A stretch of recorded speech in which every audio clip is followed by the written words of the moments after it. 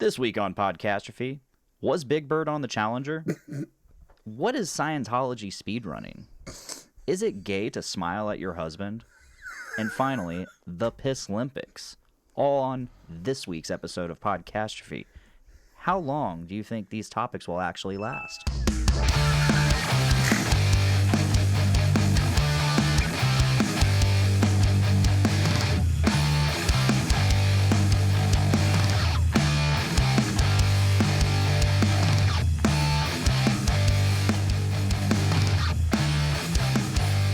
Sometimes the goon is better than the nut.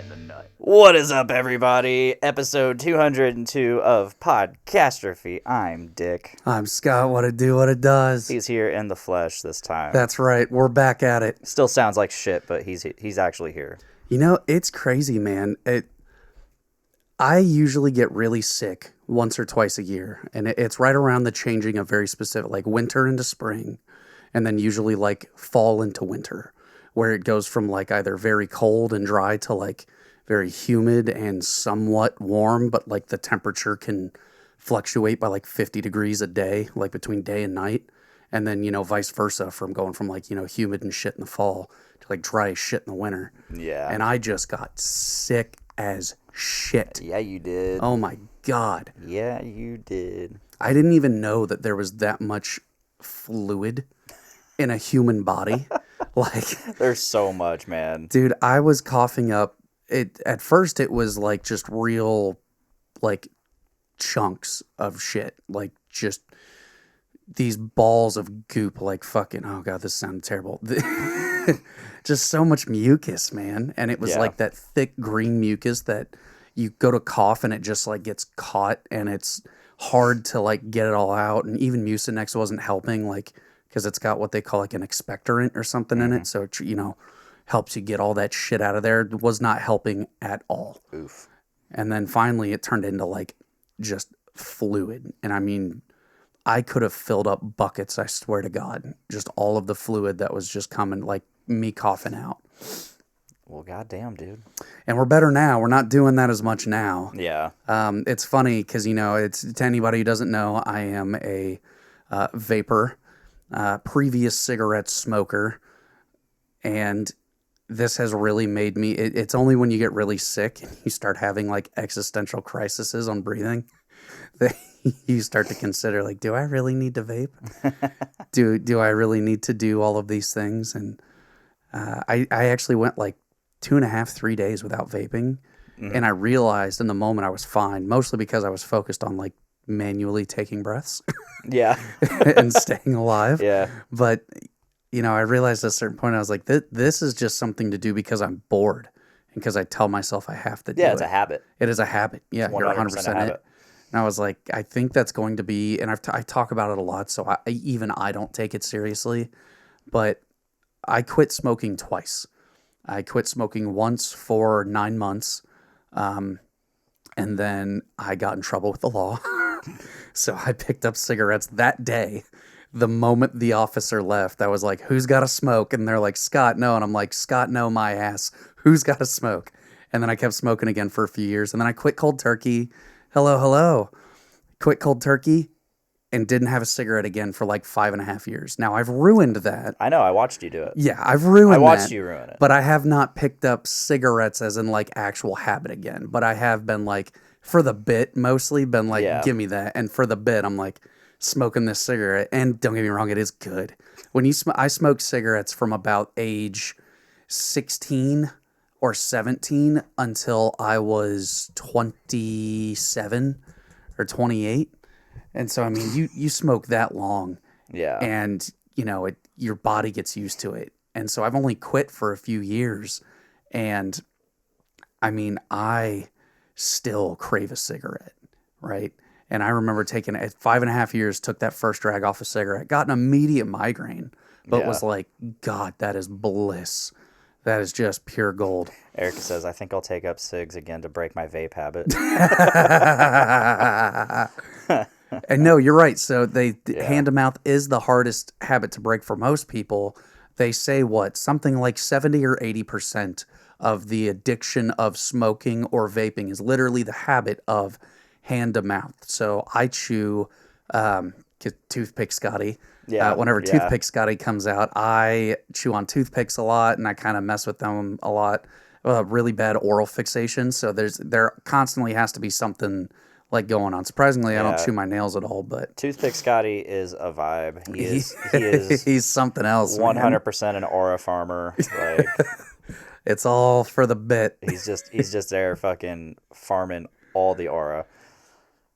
But no, it's it recently made me think about just being sick and then quitting for a little bit, but also like I'll notice I'm like sitting on my couch and I'll go to breathe and I'll just regular breathe when I'm not sick and I'm like and I'm like, what? I sound like Fat Mac trying to eat a fucking piece of pizza. Like it's crazy. They're just like, are you wheezing? You're wheezing eating a piece of pizza, and I'm like, that's me. Holy fuck. And I'm like, I need to get my shit together. So I think this is going to be the year. I don't know when. Yeah. But I've decided it is going to be a cold turkey. I'm not going to be like, this is my last one. And when I run out, like, I'm either just going to run out in cold turkey or I'm going to be in the middle of smoking one and set it down one day and be like, that's it, I'm done. My goal is this year, I would like to do it before we get to the holidays. Because by the holidays, I would like to be vape free. Yeah, there you go. Plus, you'll be saving probably so much money. Surprisingly, I mean, I say it's not a lot of money. It depends on how fast you can go through one of these. Since I've been sick, I've gone through this a lot slower. Yeah. But I can typically go through one of these in like 2 weeks. If it's a really bad week or like it's been a really bad, in between, then it's like a week and a half. But these are about, let's round up, like $25. Yeah. So I'm spending anywhere from $50 on average a month just on these. I mean, that's $600 a year just vaping. Yep. Like, that's a lot of money. It is. With $50 a month, I could have a Rodecaster Pro. 2, even. Let's get theatrical and throw your vape off of a boat like that old Titanic bitch did with the Heart of the Ocean. That stupid bitch. Her name was Rose. First off, her name was... Actually, that's mean. I can't say that. Her name was Rose. Her name was Rose. She's stupid as hell. She threw that fucking thing off, and it was worth God knows how much money. And she was poor as shit. She wasn't poor. Oh, wait. Jack was poor. Yeah. Yep. That's why she gave it to him. In the ocean. 84 years later. In his watery ass grave. Yep. After she went on to almost immediately marry another man and have 5 children. Got to do what you got to do in the new world. Hey, you're not wrong. America, the land of dreams, baby. Yep. Baby. Baby. Oh, man. I had such a great fucking night last night. Yeah? Yeah, dude. So yesterday was like my first... Technically, it's my second day at Generation NA. But like the first day I did the Tap for Tap event. I don't know if did we talk about this on the podcast? We didn't. I don't even think we've had a chance yet to talk about it. Man, I don't know. We had to have. That was like 2 weeks ago, and like we did the show last week. Then we would have talked about it last week. Fuck. What? I don't even know, man. But yeah, Tap for Tap was a lot of fun. I worked directly with Rob, the owner. What a great fucking day. It was cold as shit and windy and rainy, but it was still a lot of fun. I met a lot of cool people, served a lot of really cool people drinks. Hell yeah. And then just got to just sit and chat with the owner like all day. And Rob is such a cool fucking dude. That's good. Since then, I've just been popping in here and there, like mostly just getting my hiring papers, bringing my hiring papers back. Hopefully I filled out my tax forms right. Listen, all you have to do when you fill out your tax forms, zero. Single and zero. Yeah. But there was some forms there involving a second job. Like, is this the second job or something like that? And like, oh, you got to fill it out this way. If this is your second job, fill it out this way, take this and this. And I was just like, not doing any of that. So fuck yourself, government. Quit bombing brown kids. No shit. But yeah, so yesterday was like my first official like training day there. Yeah. So I got to hang out with Denzel Washington all day, and No, Hell kidding. yeah! What I a good wish. reference. I wish. No, I hung My out with. man. I hung out. So I got there, and it was Susan, the manager, and Rob was there. Rob's wife Summer was there. She helps with the business as well. And they're one of the employees, Andy. And no, they were just doing shit in there, and they had filmed a reel. Which that's what they do. They just film reels throughout the week and shit. It's great. But no, I kind of learned like a little bit of like retail shit, like stocking, restocking, ringing people up. Very, very basic shit. Yeah, But yeah. that's basically all I did last night. I just got to hang out with Susan all night. Hell yeah. And she's fucking great. Like she's so sweet. And she's just very personable. Is she like the shorter woman? Yeah, with really short hair. Yeah, no, very sweet woman. I've gone in and So seen her sweet. A few times. She's very delightful to talk to. Yes, and she's, like I said, she is so personable, and like she just like took time to ask me like really good questions about me, asking me like she was very good at explaining the job and all that, and like I said, she was just asking like really good questions and wanted to know like about me personally and my life, and you can tell she was like just actively listening, and like for someone to like genuinely just talk to you, like it's so cool. It's nice though when somebody like genuinely talks to you, because there is a difference between somebody talking at you where they're just like talking to you. Yeah, and talking to you, right. So it is nice when you run into people in the world who like they sit down and they talk to you, where they're active listeners. They know, like the conversation just flows. Like it's very easy to kind of get along. You both like, you're not interjecting with each other. There's good points to drop in. The conversation just flows. And then so like where was I? Okay, so there was a bunch of regulars that just came in and out, so I got to serve them, or not serve them, but like ring them up and stuff, talk to them a little bit. We had one like married couple come in, and they're regulars, and they just sat at the bar, had a couple drafts and all that, and we sat and talked to them for probably like 45 minutes. That's fantastic. And that's the job, dude. Yeah. That's the fucking job. Like, you just hang out with people and like get them these fucking awesome THC drinks. I'm curious, how is the regular crowd there? Like, what is the makeup of folks there? What do you mean, like the demographic? So, yeah. Just regular fucking people, dude. Because I'm always curious. Like, it always feels like something like that is like very niche, where it's people who are like, and I guess when I say part of the demographic too, like we're not just talking, like race or things like that, but like what like age group are they, or are they very against actual alcohol? And they're like, no, we're like, we hate alcohol, but like we like THC drinks. What's the crowd look like? Honestly, it was like just middle-aged to like our age. Mm-hmm.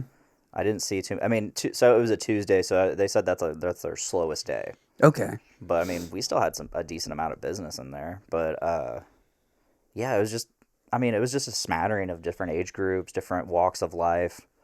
Some people, like, we didn't really have any like new customers. Like maybe one or two guys come in that were new to the place, and had a few questions and stuff. Just picked a couple things out to try.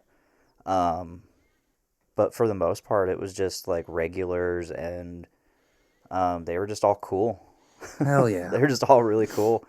And it was just, it's just such, when you can walk into a place and immediately feel what the vibe is and the energy of the place, you know, it's cool. And this is honestly like, it didn't feel like I was working the entire time. I felt like I felt energized by it.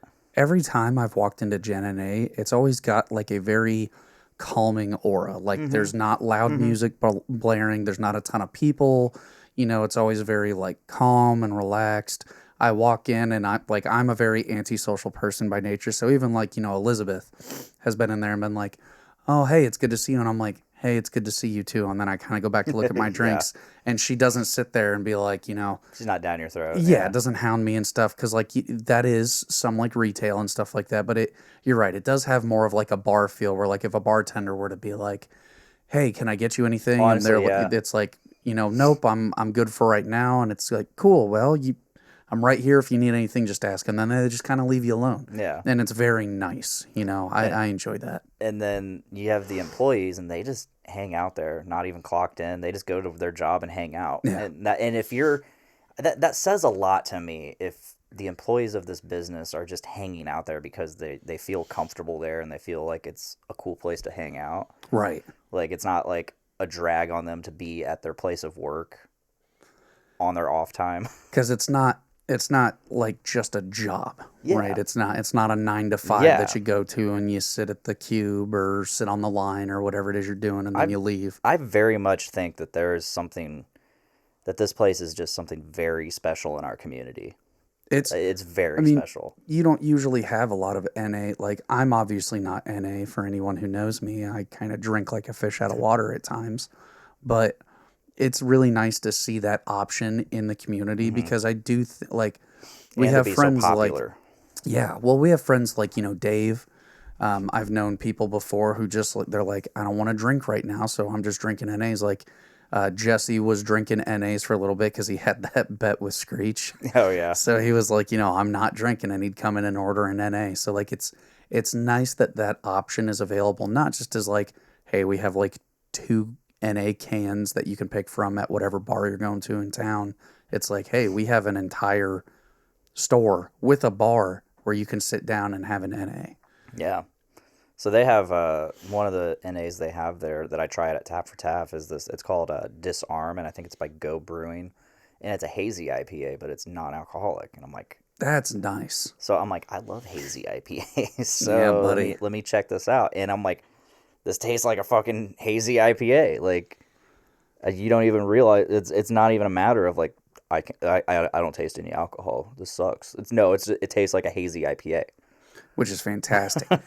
Which actually kind of that's a really good segue into bringing us into like we were talking about it last night. So Dick and I had some dinner last night with our buddy Tyler here at Digby's in town.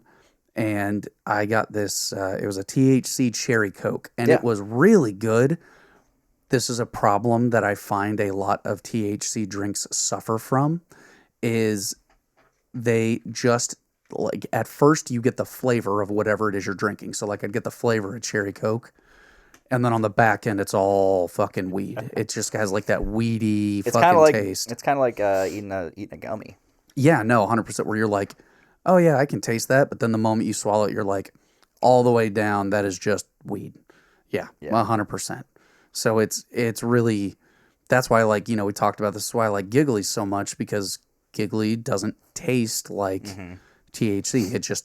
It's got a really good flavor palette to it. Susan was telling me that Giggly's like definitely like one of the more popular drinks there. Yeah. But like there's so much in there. I also think too, though, it's because like Giggly is one of the ones that came onto the market real quick. Yeah. And they got really big. Like, they were already huge by the time THC drinks have been around for forever. Yeah. But I feel like within the last, call it 2 years, they've really spiked in popularity across the country. And Giggly was just one of those ones that I think got out so fast and distributed so far. Yeah, and their packaging is excellent. Like their branding and everything, it's really very good. And really good. They just have a good team behind them. And so people were like, oh, Giggly. Like, I think Giggly's were probably the easiest to get a hold of at first. And so then everybody's like, oh yeah, I really like Giggly's. And then they just don't move on to anything else. Or I think that's why we're very fortunate here in town. We have a store that has all of these different options, where if we didn't have a store like that, I would probably just be drinking Giggly's. You almost get like option paralysis walking in there, because there are so many, and it's so learning to restock things. Mm-hmm. Everything is so meticulously placed. Like, I'm like, oh man, at some point I'm gonna destroy all of this. That's part of it. And though. I even asked, I'm like, so I'm probably gonna knock something over, aren't I? And they're like, oh yeah. Oh yeah. So I was like super careful. And like I think I would like to think I made, like, not only on the first day that I worked, but last night, I would like to think that I made a really good impression because, like, she was just entertaining guests there and stuff, and I was like, I would sit and chill with them for a little bit, and then I'd be like, let me go see if anything needs restocked. Yeah. And I would just go do it, and like, yeah, so like basic shit, but it's like, yeah, but basic shit is like I mean, it sounds basic, right? But the basis of running a really efficient business. Yeah. You just get the basics down. Is stuff stocked? Is stuff neat? Is it cleaned? Yeah. Do you have inventory? Like, is it, the place presentable? It's the little things that add up to like you having a good shift. Well, like I just think I presented myself in such a good way. It's like, who knows how, like, if they were to hire somebody else, would they, and they see Susan just hanging out with the guests there, right? Would they, like, who else would actually be working while entertaining the guests? Like, right.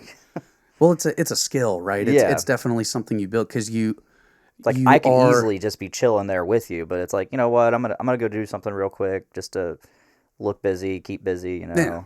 be on top of things, and then, yeah. Well, appearances are a lot too, right? Yeah. And if you come in and you see like people who are like they need to be helped, but then you've just got somebody who's like sitting there talking to the people at the bar, talking to their friends, not really doing a lot, and it's like that leaves a bad taste in someone's mouth where they're like, hey, this has a great selection, this is a great store, but I don't really want to come here again because it took me like 10 or 15 minutes to even get helped, right? Yeah. Also, hi boys, hi Dave, hi Dave. Bo, you beautiful human beings. It's so good to hear from you both. Hey. Hey. So yeah, no, I fucking love Gen NA. I'm so excited to be working there. What was originally just supposed to be me helping out with the farmers market and potentially events, I think is going to turn into like a straight up part-time job. That's good. And huge shout out to Elizabeth Wolf for sliding into my DMs and hitting me up about this because fuck yeah, I'm absolutely love it. I am so energized by this, and like it kind of sucks going into Subaru now. It already sucked going into Subaru, and now it's that's kind of bad. I mean, I think you can only stay at a job for so long though without being appreciated that you're just like, I can't do it anymore. Hey, hi Panda. Dave's getting some wowing in, buddy. Hell yeah. After the podcast, I'm going to get some dinner, but then, if you happen to be around, I'll do some wowing with you, or at least hop on and do some yapping with you. I'm drinking a wild cherry Pepsi, not giving a single heck. Not giving a gosh darn heck. I came up with a new shirt idea. Oh, what do you got? Scotty doesn't know birds. Oh my God! I can't even remember what that was about. Oh, because I had those eggs in my backyard. Oh yeah, that's right. So I actually have an update for that. I had these bird eggs. Okay, yeah, tell the story. That were in a nest. So I have a trellis in my backyard. The trellis has a bunch of vines that grow up it every year. And last year I was a lazy fat piece of shit, and I decided not to cut down all the dead vines and stuff. So I had new vines growing over old vines. Well, when those old vines sit for an entire winter, they get very, what's the word I'm looking for? Like crispy doesn't sound like the right word, but it is kind of desiccated. Like they're very dried out, and they're very brittle. And so there was a bird who had taken a bunch of the parts of those vines and made a nest, and there were 2 eggs in there. Well, I had started pulling vines down and cutting it this past Sunday, before I realized, oh shit, there's a bird's nest with eggs here. So I tried to sit the nest back upright, and then the storm came through and it blew the nest completely on the ground. So the next morning, I basically took the eggs, put them back in the nest, and set it at the base of the trellis, because I was like, I shouldn't try to move it under cover or somewhere, like just leave it here, and then if the parent birds come back, they'll see it, hopefully move it. Put some vines over it to keep them safe. Now, folks, tell us in the chat, is it okay to touch eggs in a nest? Well, I didn't touch the eggs. I just touched the nest. Also, the nest was soaking wet. That's not how scents work. You ever seen a dog try to trek a scent? Andy Dufresne got away because he jumped in the river. For fuck's sakes. That's how scents work. If that nest got knocked over, period, like those birds aren't coming, like the mother bird's not coming back. No, they're probably not. But so this leads to my ultimate blunder. What I was trying to say is you never fuck with the eggs in a nest because your scent will get on those eggs and the bird will sense that and go and never come back. That's what I was taught. I think that that is largely... He thinks it's a myth. I don't think it's an entire myth. Like, there are, in fact, animals who you can't touch their offspring or their dens or whatever because you leave a scent and then they don't come back for the scent. But that's not all animal people. I think the thing is that anytime you say that about any animal, somebody's like, oh, well, the parent won't come back. And it's like, that's not true for every animal. That's not true at all. It's true for some animals, but not all animals. Now, I don't know if it's true for birds. Bo says you can touch, just wash hands after though. No, we're not saying it's a danger to us. I mean, it probably is, but we're saying like it's a danger to the offspring. Which it could be, but a more dangerous blunder is if you leave the nest on the ground. I came out for work the next morning after all the storms had hit and stuff, and I was like, I hope these birds are doing okay.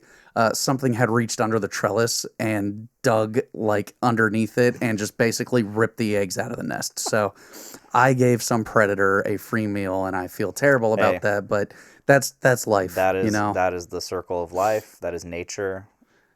I was actually looking it up from a lot of like wildlife conservation and stuff, and they were like, if it's like at your home and the animals aren't already hatched, they're not, the animals aren't already birthed. Like, you don't see life, you just see the process of life developing. They were like, even if it like breaks your heart to leave it there, you're like, I want to help. Don't leave it because that is like nature at work. Yeah. That's, good on you for wanting to do the right thing. But if you see something like that, unless it's got a pulse, leave it because that is just nature doing what nature does. And so nature got the eggs, and that's 1 for nature and 0 for man. Yeah, so shirt idea. Scotty doesn't know birds.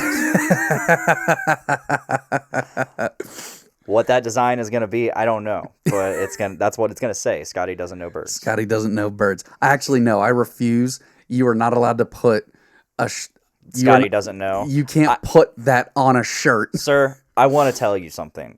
I absolutely fucking hate that movie. And I hate that. I hate that phrase. I think the movie's fine, but the song is just insufferable. Anytime I say your fucking name around several people, I'm not going to say anybody, but several people, they go, Scotty doesn't know. They start singing the fucking song. And I'm like, have you even watched Euro Trip? Do you even fucking know? I fucking hate that movie. I hate the movie. It's not as good as Road Trip. It's not as good as Road Trip. Road Trip is the better movie. So much better. 100%. But also... nobody says anything about Road Trip. People are always like, Scotty doesn't know. And I'm like, well, I do because I'm not a fucking cuck. Jesus. Matt Damon. I need to put that on the soundboard. What, Matt Damon? Matt Damon. Also, I was thinking, I want you to get your raw audio files, and I'm going to look up the process for you to use them. I want to put them into sound bites, or like you've already done for Discord. So I want to put like all the recordings we have, like all the snippets onto Discord. Okay. So that we can just use them. I think that would be absolutely hilarious. Dude, if you ever just bring over a flash drive, I can put the entire Podcastrophe folder on it. You'll have all the old episodes, all the new episodes. You'll have all the resources at your disposal. Well, wait. If you can do it on a flash drive, you can probably just upload it to Google. Oh, it's way bigger. I mean, keep talking. I can. How large are we talking here? We're gonna do some investigation. How large are we talking here? Let's see. Podcastrophe folder is 257 gigabytes. There's no flash drive you're buying. That is, I mean, you can get like 128 gig flash. I think you can get like terabyte flashes, but you don't want to. The cost for those is obscene. You got a USB-C on your computer? Oh yeah, I have several USB-Cs on my computer. I could probably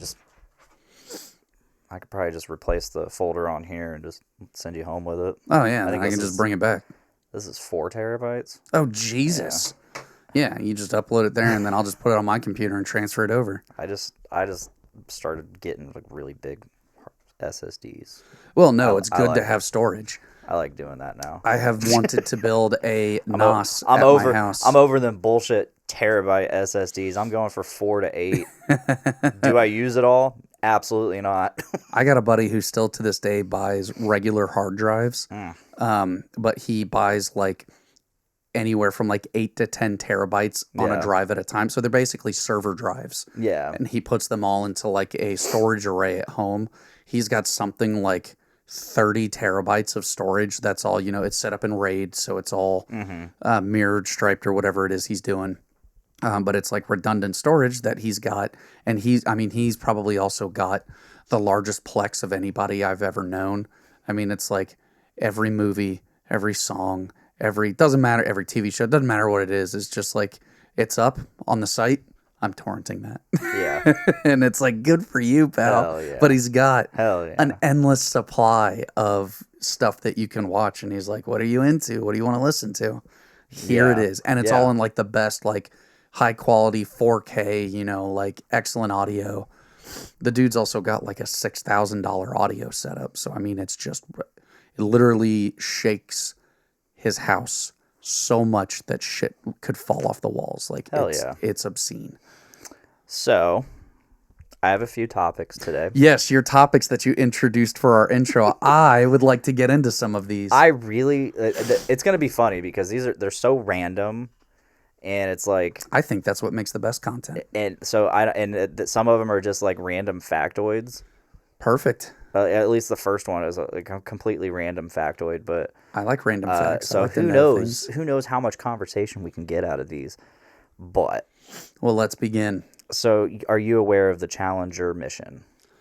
The Challenger mission. That's the one in 2000. No, that was Discovery. That was Discovery. So wait, no, Discovery. I think I was in high school. I was in either high school or middle school. Yeah, I think Discovery was like around the 2010s.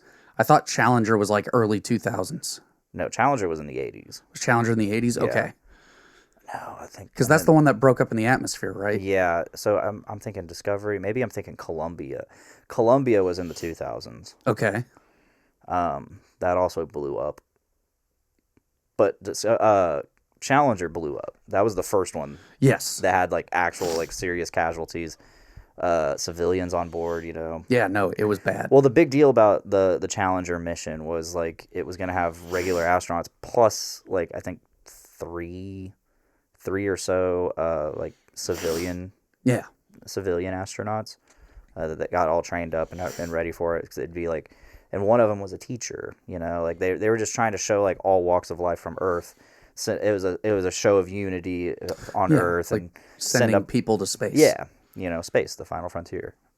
But I guess before and this is insanity to me. Like, I guess before the teacher was selected to go into space, there was another that was gonna go up into the shuttle into space on the Challenger shuttle, and it was Big Bird from Sesame Street. Oh, for God's sakes! We're gonna send up Big Bird. And looking back, hindsight 2020, you see what happened to the Challenger. Yeah. Huge tragedy, aired on live TV. So was this going to be like at the time the actor for Big Bird? Yeah, well, actor, just the suit, Right. all that shit. So this was aired on live TV. Yeah. It was huge. It was such a big deal, and such a big a deal for America and the world. So it was aired on Ding. Kratz. When we level up in World of Warcraft, it is customary to say ding. Gotcha. Fucking nerds. Grats. So again, aired all over the world, all over the country, in classrooms. Yeah. No, so this was huge. Children saw this tragedy. Children saw this shuttle explode in the air, and saw I think it was 6 astronauts die. Yeah. And then come to find out, they didn't die. Like, or at least some of them didn't die right away upon like discovering like the wreckage. Like they were still in the cockpit and Yeah. yeah. That was like worst case. So imagine you're a kid, you're excited that Big Bird is going into space. And you've been watching Sesame Street your entire childhood, and you're a huge Big Bird fan because Big Bird fucking rules. And the Challenger shuttle explodes with Big Bird in it. Feathers and all, going everywhere. I mean... Imagine that. Jesus Christ. Now, imagine you're an executive at whatever fucking company does Sesame Street. I can't remember. Imagine... You're like, how the fuck are we gonna spin this? I had thought Sesame Street was like PBS or something, like it was part of like the public broadcasting. Yeah, something. I'm not sure. I don't really care. But just shitting all over Big Bird's legacy. No, I'm not shitting on it. I'm not shitting on it. I know Big Bird is iconic. Fucking iconic. Arguably for like 50 years he's been iconic. Is it as iconic now though as it was that? Like I feel like I don't fucking know. I don't have kids. I'm 35 years old. No wife, no kids. How the fuck do I know? Is anybody out there with kids that potentially watches or listens to this? Can you tell us, is Sesame Street still a big thing? I don't know. Jamie, I don't know. Can you pull that up? But imagine you're an executive at fuck what studios and you're like, holy fuck. We just, like, one of the most iconic children's characters ever. But also, like, blew the fuck up on live television in people's classrooms. How do you, like, what do you do? Do you just play it off? No, you resign. Do you That's the problem for the next CEO. You fucking resign there. You put your keys, your badge, your papers on the desk, and you leave. Do you just put Big Bird on the next episode and be like, I'm fine, and then disgrace, like, the fucking person who died? I mean... Do you play it off like, hey, Big Bird, and just, like, do a funeral for Big Bird? Or you just play it off like he never existed? Well, so, I mean, the way you would have to play it off is, like, the show must go on, right? Because that's television, baby. Yeah. So, like, you would have to replace... Big Bird, you would have to replace the actor, right? Like, or the voice, whomever is doing Big Bird. Like, because, I mean, think about, like, why am I forgetting his name? The guy who did all of the, Mel, Blanc, did all the voices for Looney Tunes. Like, over the years, you know, like, Mel Blanc's been gone for a while, right? But Bugs Bunny still sounds like Bugs Bunny. Yeah. Like, you just find, like, the perfect impersonator. Yeah, you know? Yeah, like, the show has to go on. And it's not so much like you're trying to disgrace the legacy, but, like, you have a product and a brand and you know, this thing that carries forward. Like, it was Mel Blanc. Okay. So, like, yeah, I guess it's different, though, because Big Bird, you know, Bugs Bunny didn't blow up on re-entry. Yeah, like, I mean, that's the thing. It's like, this fucker just blew up. Huge tragedy. Like, probably one of the biggest American tragedies since Pearl Harbor when that happened.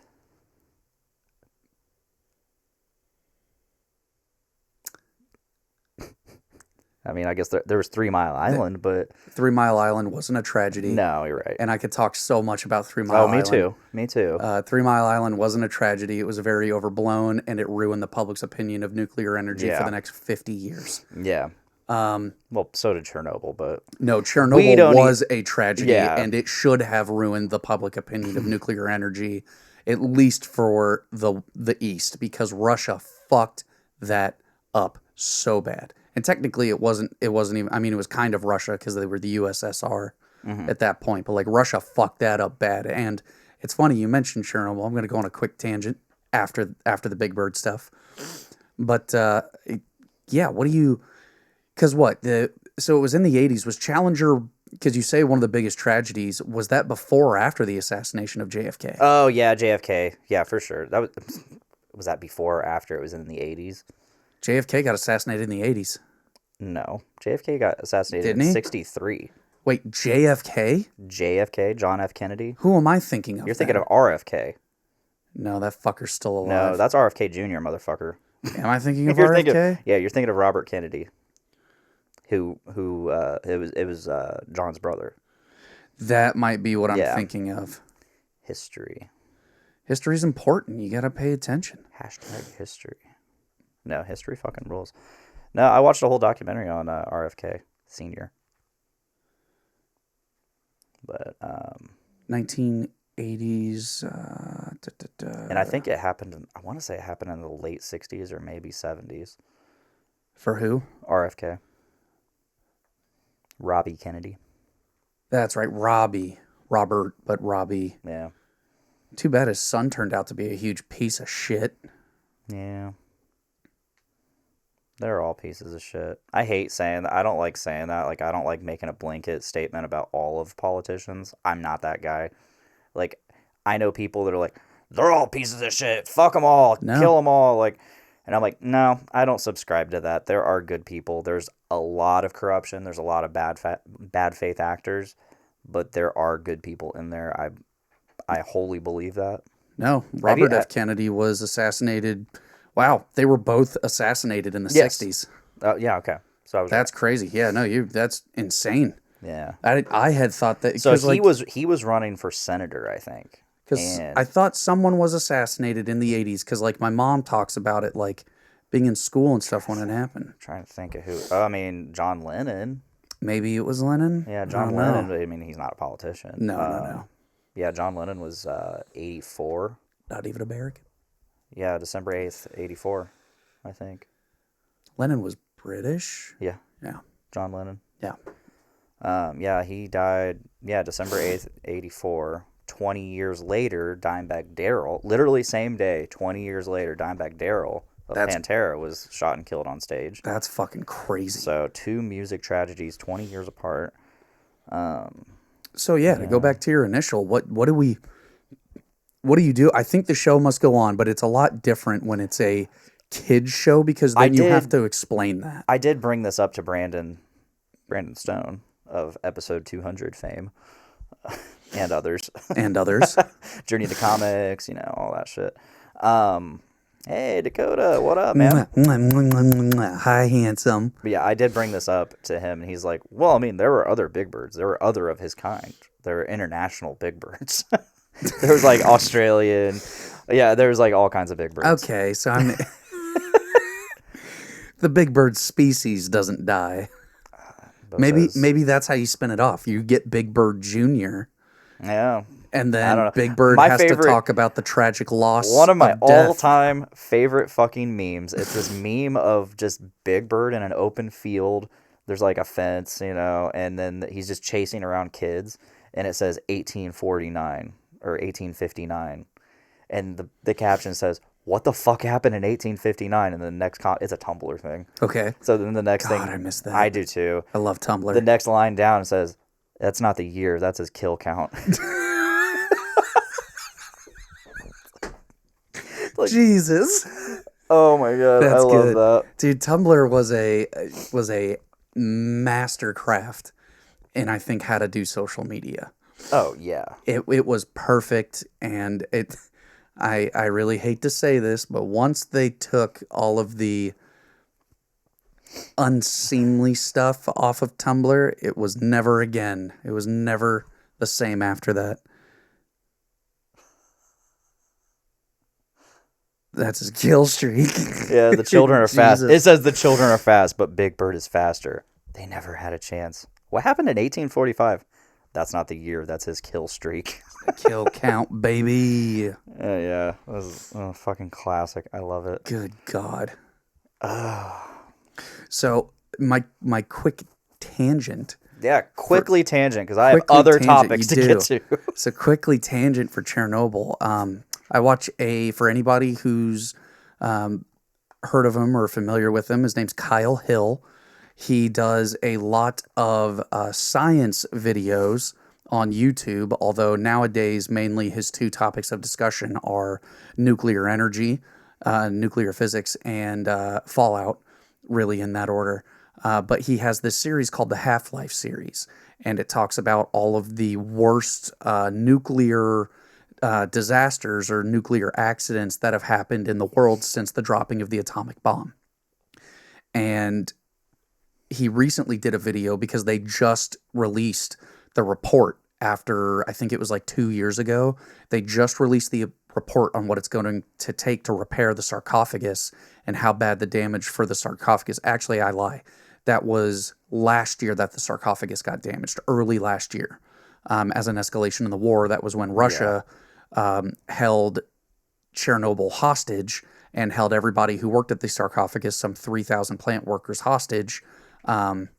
So for those who don't know, Russia flew a drone into the roof of the sarcophagus. Now, there was no radioactive fallout as a result because the way the sarcophagus works is negative pressure, so it literally works like the space station. Chernobyl, that's fucking great. Bo says, new drag name, Chernobyl. Chernobyl. So it works in negative pressure. So there's the inside of the sarcophagus, there's a thin layer, and then there's the outside of the sarcophagus. And the way the inside works is it literally sets at just slightly negative pressure from the outside, like just being outside. So when that happens, it's not pressurized. What happens is, because the inside pressure is negative, if there's a hole that were to get formed in the ceiling, then the pressure outside is heavier, so it forces everything back in, so you don't get radioactive particles from the core that leaks out. It cost about $2 billion to build the sarcophagus. It is the largest moving item on land. It took them roughly, I can't remember how many years, like 10 years or 8 to 10 years to build. It took them 2 days to move it. It is so big you could fit the Roman Colosseum and the Statue of Liberty at the same time inside the sarcophagus, and the Statue of Liberty could stand all the way up without having to be shortened or tilted, and it would still not reach the ceiling. It is It is engineering's greatest feat. It's incredible. But they put a hole in the roof. Now, the hole started a fire. That fire spread. It took them 15 days or something like that to get the fire out. So now we have the damage report. It cost $2 billion in international funding to do this. It is going to take $500 million to repair it. In our lifetimes, we might have seen the core for Chernobyl get fully decommissioned and the cleanup for Chernobyl be what they consider to be complete. Chernobyl is so irradiated at the core, which is covered by a whole bunch of shit, that it will be irradiated for the next 100,000 years. Yep. Which is insane. The surrounding areas, some of the forests near Pripyat and such, are so irradiated that you will not be able to settle there for 20,000 years. But then you can walk through Pripyat. You can literally walk up to the core of the reactor and stand about 100 feet away from it and get like background radiation. It's incredible how much cleanup they've done. $500 million to restore it. It will take until roughly 2030 before they can even repair it fully. And in our grandchildren's lifetime, Chernobyl and the radioactive cleanup will probably never be completed. In our grandchildren's lifetime. Yeah. It was supposed to take, so the sarcophagus is good for 100 years. And now they don't know. But you had said Chernobyl, and I just watched that video yesterday, and it blew my mind because I was like, that's crazy. You've been on a Chernobyl kick for like a couple months now. I love Chernobyl. Yeah, same. Mostly because I dove in too. It is, the show is really good, but just I'm a big fan of nuclear energy and nuclear physics. Yeah. It is not as dangerous as everybody thinks it is. It is the cleanest form of energy on Earth. It is the so far. It is the most, until we get to fission. It is the most, fusion. It is the most self-sustaining. It is the most self-sustaining form of energy on Earth. Literally the power of a sun. A small sun, I should say. But when handled incorrectly, there can be consequences. Something I thought was really funny, the USSR, it was their fault that Chernobyl ever fucking happened. And then 40 years later, they took it over, and it's now their fault again that it's fucking damaged. And the soldiers that were encamped outside of the main reactor building decided to dig up all the fucking dirt and build trenches, and got exposed to cesium-137, which, for those who don't know, has a very long half-life and is incredibly fucking dangerous. that is like almost immediate decay of the cells. Like you won't get ASR, which is or ARS, acute radiation sickness from it, but it can be very close depending on it's because radiation poisoning is all about time and exposure. Yeah. So, but they were, bare skins, just in regular clothes, digging up the fucking dirt that these, decades of people have gone through trying to de-radiate and start up a bunch of fucking radiation all over themselves. So I just thought that was funny. That's another fuck you to Russia. That happened in what, 86? 86, yes, is when Chernobyl exploded. This is the 40th anniversary of that. Yes, 40 years since Chernobyl exploded, and we're still not even halfway done with the decommissioning. Yeah, that's nuts. It's insane. It was the worst radioactive problem on the face of the planet. Yeah. Tangent over. What's your next topic? Consult the Oracle here. Oh, got a lot of notifications and do not disturb. Have you heard of Scientology speedrunning? Yes, I have actually. I'm so glad that was in the intro. It. God damn it! You're the second person I've brought that. Like, hey, have you heard about this? And like, I asked Brad about it. Yeah, he's like, oh, dude, yeah. I mean, I feel like Brad and I are two guys in the know. Yeah, for sure. Especially for meme culture. Listening to the Morning Somewhere podcast as I do every morning, that Monday morning they were talking about the White House Correspondents' Dinner. Yes. And how there was a shooting suspect. And I guess they watched like the security footage of the guy just charging in. Yeah. And they're like, yeah, it reminded me a lot of like Scientology speedruns. I'm like, what? So there's a guy, I can't remember his name, but he does like Instagram reels where he sits outside of the Scientology building in, I think it's either New York or it's LA. Is it LA? Sits outside and basically talks to this woman who like sits at the front counter, and he's really trying to he has spent months, if not a year, really trying to like break her walls down and stuff and like just talk to her because like there's the big mystique about Scientology, right? But he's not like every time he goes inside, she like escorts him out and then shuts the doors. So this location got really popular, not due to just his videos, but like was an influence of it. And so people started going, well, what if we could run in there? Like, what's in there? Right? What's all the way in there? This is one of the things I love about the internet is the culture it inspires. Like the culture like this, because this is essentially like a form of meme culture. It's 100% what it is. It's a product of the internet, and I love it because have you seen the jokes about who the final boss is if you complete the speed run? It's Tom Cruise. Oh fuck yeah! Just sitting all the way in the back. It's like Tom Cruise from that one Oprah interview. Yes. specifically that iteration. Interview, yes. That iteration of Tom Cruise, just I remember all the memes, like him hopping on the couch and he's like doing force lightning on her, and it's like his eyes are glowing white. It's fucking insanity. People just barge in there and try to get as far as they can into the Scientology building. And it's just so, and then they just get escorted out. That's all that happens. Well, because they can't really do anything. Yeah. Like you get charged with trespassing because it's private property, but like Scientology is not going to do that, right? Because then it emboldens. It opens things people. Up. Yeah, it opens up for discovery if they were to like pursue legal charges. Right. So there was a video. I don't know. It's a month or two old. I just love the visual of just someone busting through the doors, running as fast, like Naruto running as fast as they can into the fucking building.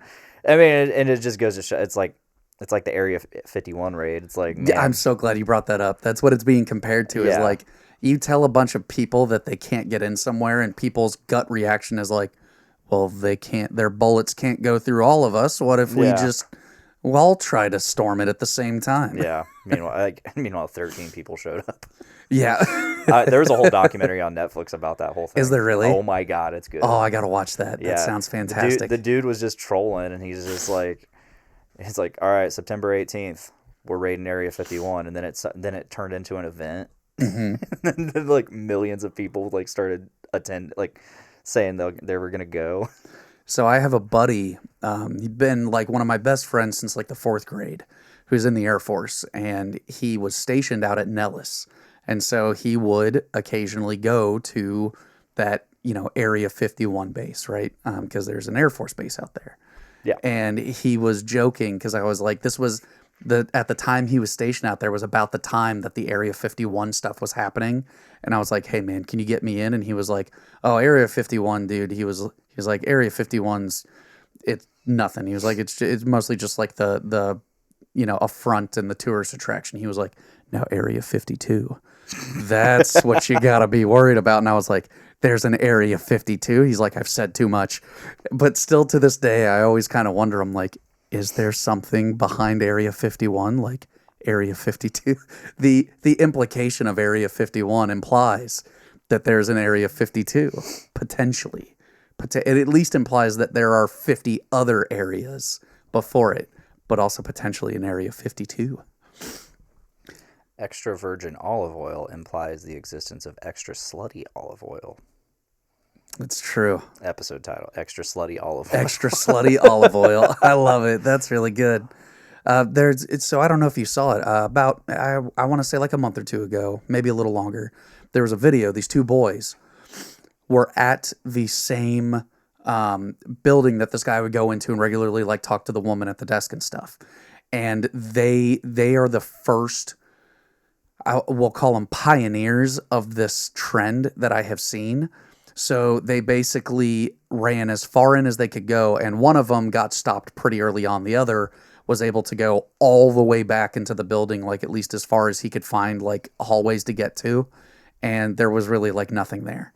And they were just escorted out and stuff. But it's funny, I've seen as a result of like this trend that has developed for Scientology speedrunning, the Scientology buildings, specifically that one in, I think it's there's one in LA and one in New York, and I want to say it's the one in LA.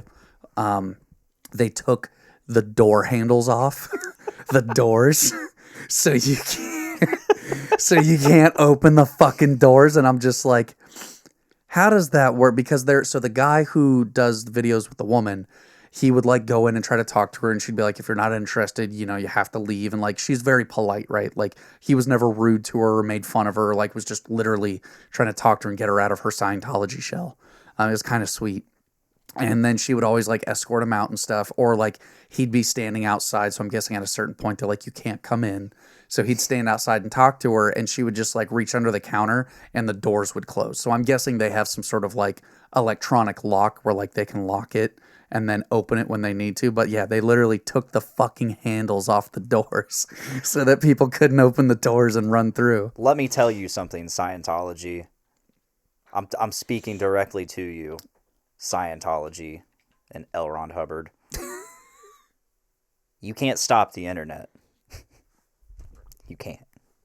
I don't know why somebody hasn't gotten like a little, like a tiny RC car that could go unnoticed and like strapped a camera to it and then just like slowly kind of driven through these Scientology buildings. Like, you would hear it, but if you were to like put it in there while like people are busy during the day and you just kind of like let it lay low, and then at night you just like turn a camera on and it's like, all right, we're in. And then you just, I don't know if they have like, guards or security at night, because the building does lock up. There are little remote control robots that you can control from your phone. Oh, yeah. And so another podcast I listened to used to be Fuckface. Now it's called Regulation Podcast. Yeah. So they either bought or rented a house as their like office. Okay. And so Andrew Panton, he lives in Vancouver Vancouver Island. Oh. Canada. So he's Canadian. He does not have a work visa, so he cannot, when he is in the United States, he cannot work the off times that he is in the United States. So like no podcasting since that's so his he job. cannot create any content. That's crazy. So can he, I'm a little curious about this. Can he like record stuff? Yeah, but it cannot be for the show. But like he couldn't even go back to Canada and then upload the video of like him doing stuff and be like, that's crazy. I mean, it would make sense because you're still monetizing something you did while in America. So him being part of the group, he's like a core member of the podcast and everything, and the company. He lives in Canada, so he has to do everything remotely. So they bought one of these little remote like robots for the house, and he can control it from Canada. That's And incredible. it also has a speaker on it, so he can speak into it and like talk to the people while they're doing. Oh, that's amazing. That's so good. And it's got a little camera on it, so he can like see where it's Navigate going and stuff. Oh my god, yeah! It's called Dillbot. Dillbot? Oh, that's perfect. Yeah, it's really cool. So they're always anytime they film content, it'll just like pop into the screen and like just be like drive, because he won't always be talking. Sometimes he'll just be controlling it and just like running into people and shit. Right. Yeah, it's funny. That's fucking nuts, dude. I mean, something like that's, I say it's got to be expensive, but technology is like readily accessible for people nowadays. It's like, how much do you want to spend on it? But whereas you might think something costs like $20,000, it might only cost like $2,000. And you're like, that's still a lot of money, but that's much more like readily attainable for the average man. Another thing I love talking about the podcasts I listen to, and this is especially this one. Another little like content gimmick they did this last year. They've done this 2 years in a row now. So Gavin Free asked, what if we like, how long, like, are Mario Party games timed? They're like, no. They're like, what if for the month of March we play one game of Mario Party? They're like, what? Like, yeah. So every day, we each take one turn. Oh my God. So that's what they do. They've done it 2 years in a row now. They're like, I was listening today, and they're like, we'll do a similar thing. It's just not going to be Mario Party. That's crazy. But yeah, every day, they each take their turn, they record it, and then it's like, all right, we'll do the next round tomorrow. But so like if there's a game or so, because there's always a game at the end of the round. So they do their turn, they do the game, and then that's it. Yeah. That's nuts. But you could also draw that out for so long. Apparently 31 days. So that kind of reminds me of like one of the earliest forms of gaming content that I've ever seen on the internet. Have you ever heard of the game Dwarf Fortress? No. So it's a very old game that used to be made in what they call ASC2. So ASCII, as it's like affectionately called by the nerd culture. But for those who don't know, like ASC2 is literally like the characters that make up stuff that you see on your screens and things like that. So these brothers made a game called Dwarf Fortress, but it was literally in like ASC2 code. So like you had the characters for these codes that were on the screen. So like for your dwarf might be like the letter D. And then like you're running around the mountains and it might be like, well, that's an M for mountain, and just things like that, right? And so there was this old popular tale. It's called a succession game. So a succession game is where somebody plays for a round and you determine what that round looks like. So for Dwarf Fortress, it was 1 in-game year, and you were the mayor of a town called Boat Murdered. And it was basically, so the whole point of this game was Boat Murdered, which is so metal. You wouldn't actually you don't control anything. You basically pause it, give all of your dwarves a bunch of tasks, and then unpause it, and they do their tasks, and you let your dwarven civilization be built, and the dwarves live their lives. Now, the funny part is the dwarves have free will. So you could tell them, hey, I want you to be a blacksmith. I need you to start doing this. And the dwarf could start doing it and go, I'm incredibly depressed. And then just go off and fuck off to the pub and drink himself to death. And then you're like, well, now I need a new blacksmith because my dwarven blacksmith drank himself to death. But what these people would do is they would play an in-game year and they would write about it in a journal, which was basically like a blog. So they would write their blog post, and then we're talking early 2000s, right? Yeah. So they would save their game on a little flash drive and then mail it to somebody across the country, and then that person would take over and RP as the next mayor and then play their in-game year, which was about a month of real time. Okay. And then they would write their, I could see, so they write it journal entries and stuff is how the game was, and they would write their journal entries. and then base it off of like, well, I came into town, it's now the spring, so you'd play through like spring, summer, fall, winter, and then at the end of winter, you ship it off to someone else. That sounds awesome. It all ended horribly, but it was. I've always been very intrigued by the idea of something like content gaming that you do like that, where you draw out the process of playing something long enough to get good content out of it. You're talking about the regulation guys doing this for Mario Party. There's a guy I kind of follow a little loosely who he plays. I think it's one of the Dark Souls games, or it's Elden Ring or something like that. But he basically makes one move every single day, or he does one thing every time he plays. So every day he does one thing, and once he's done a thing, then he has to save the game and stop. And so he's literally, there have been posts where he's like, he runs down a hallway and he opens a door. Now he's got to save the game because he opened a door. That's the thing. So it's like you can only do at the moment you commit an action, that's it. Can't do it. And now if your action is like fighting a boss or something, you can do that. But the moment you win, you got to stop. He's been doing it for like 6 to 8 months now, and he's at like the beginning of the game still, because he's really drawing it out and farming it out. The amount of views and subscribers he has is insane. Oh, I'm sure. Oh, dude, it's off the wall. I'm sure. I'm just like, God damn it, why didn't I think of that? Like, it's so stupid. Damn. But I love hearing the regulation guys do something like that. And I'm sure it gets tedious though. Yeah, like they're just sick of playing Mario Party for a whole month. I bet. I think Eric Badura from Mega 64 originally. You remember Mega 64? Okay, they were another big like YouTube gaming thing, like much like Rooster Teeth and Achievement Hunter. Rooster Teeth eventually like absorbed them. God, Achievement Hunter. Another thing that Regulation Podcast has begun doing. So back when they were fuckface, they got into buying movie props, like actual used movie props. Oh shit! And they bought the tuxedo from the movie The Tuxedo. Okay. So I don't know. I think they just I think it was like Gavin's favorite movie or something growing up or some shit. So they bought like him the tuxedo. No, they just bought for the company. For the podcast, they bought it, and yeah. So they got like one of the actual tuxedos used by Jackie Chan in the movie The Tuxedo.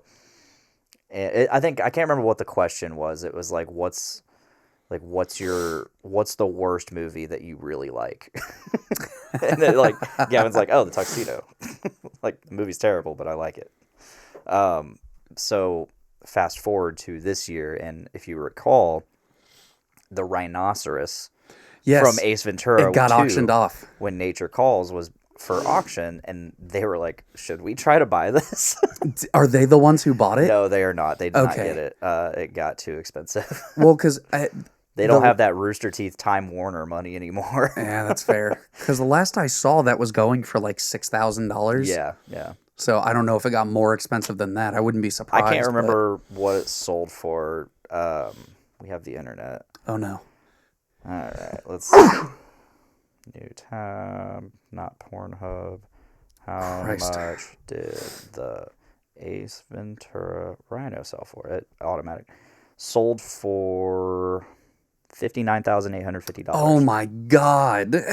Butt birthing rhinoceros from Ace Ventura sequel sold at auction. So what I want to know is butt birth. Does it still have the giant gaping hole in the back from where he like wiggled himself out? Or did they like repair that? I don't know. I don't know. I hope it's like used the as is. The regulation guys were talking. They're like, yeah, it's like, what if we bought this and like that was the only way you could, like, you had to get in the house that way. Like that's how we got into the office, was to go through the butthole and then like get into that. That's incredible. or like one way or the other. Like you go in through the chamber and then you go into the house through the butthole.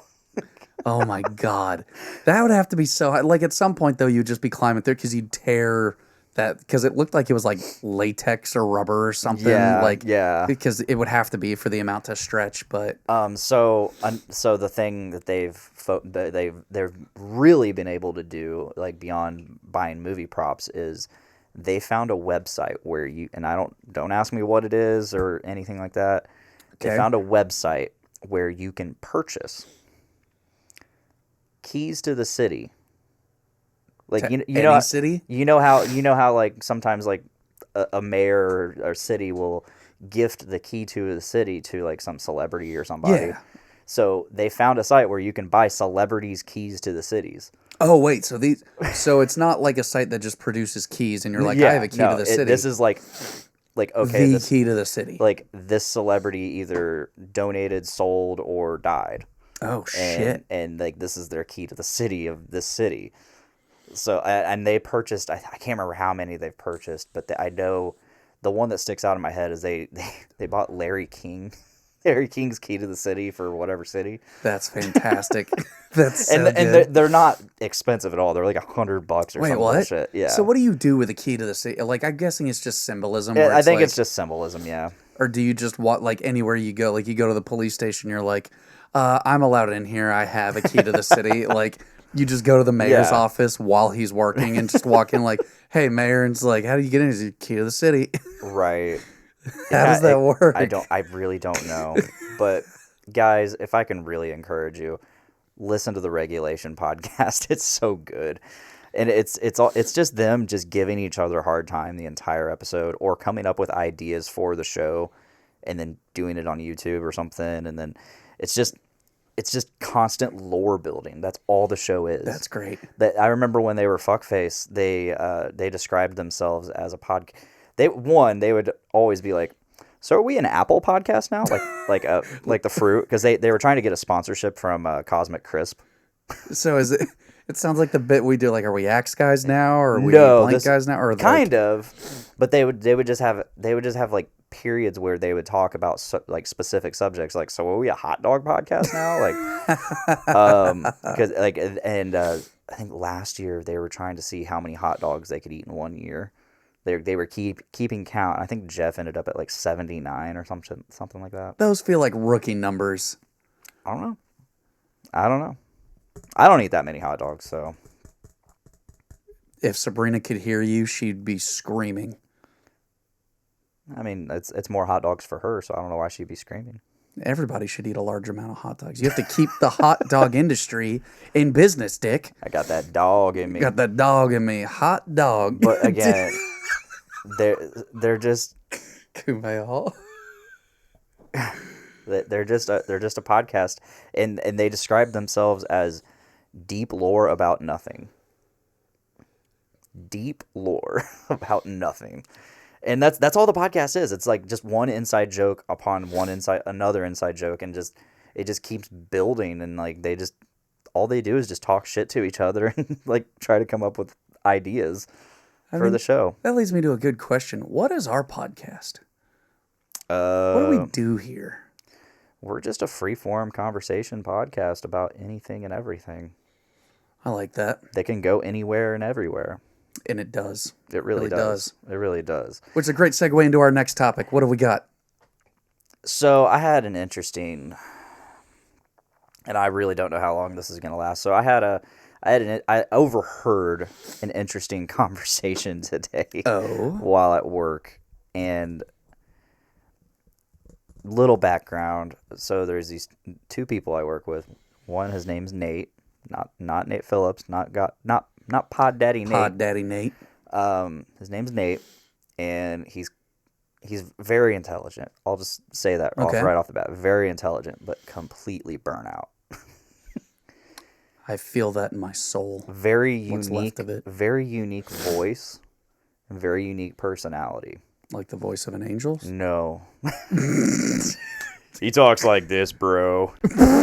He says bro at the end of every fucking sentence. He started saying bro as like to make fun of people who say bro all the time, and then it caught him. It like unironically stuck, and he's like, oh, hell. I don't know if there's an all hell about it. He just says it. Hey, bro. Well, people really compliment me on my impression of him, by the way. That's great. Like, so when you hear me say like... When you hear me do that impression, apparently it's really good. That's him. Apparently it's him. Almost spot on.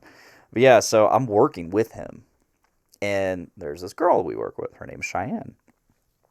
And she is the living embodiment of ADHD. She cannot sit still, ever. She can't, if you're not talking to her, which she hates working with me because I don't talk to her, because I don't make small talk. I'm like, so she complained to me. She's like, you're boring. I'm like, okay, what do you, like, Sorry. She goes, yeah, you don't talk. I'm like, well, what do you want to talk about? She's like, I don't know. Talk to me about something. I'm like, that's not how this works. That's typical. What do you mean like, you're the one that wants to talk. You're the one that wants to talk. So why do I have to entertain you? What are you contributing? Yes. And I'm also like, well, what do you like to talk about? Yeah. I don't know. And she's like, I like working with Nate because he just talks to me. He just tells me things. And I'm like, do you even listen? Brad hates working with her too because she'll do the same shit to him, and then he'll start talking to her, and she'll immediately just get on her phone and start scrolling TikTok or some shit. The worst person. Oh my God, it's terrible. She's a nice lady. She's like, and she'll probably, if she ever watches or listens to this, she'll probably confirm, like, her entire personality is that she is a mom and a wife. I don't think that's a bad thing. That's not a bad thing, but that is her entire person. She loves being a mom and she loves being a wife. Well, good for her. That's great. So she's working. So I'm working. We each work in stations. There's a left and a right side to each station. Yeah. I'm working with Nate on our station. Cheyenne is working on the station directly next to us. Like, so the way the line goes, it goes down and then it kind of curves over. Okay. So we're here and they're here on the other side of the curve when it turns around and starts going the other way. Gotcha.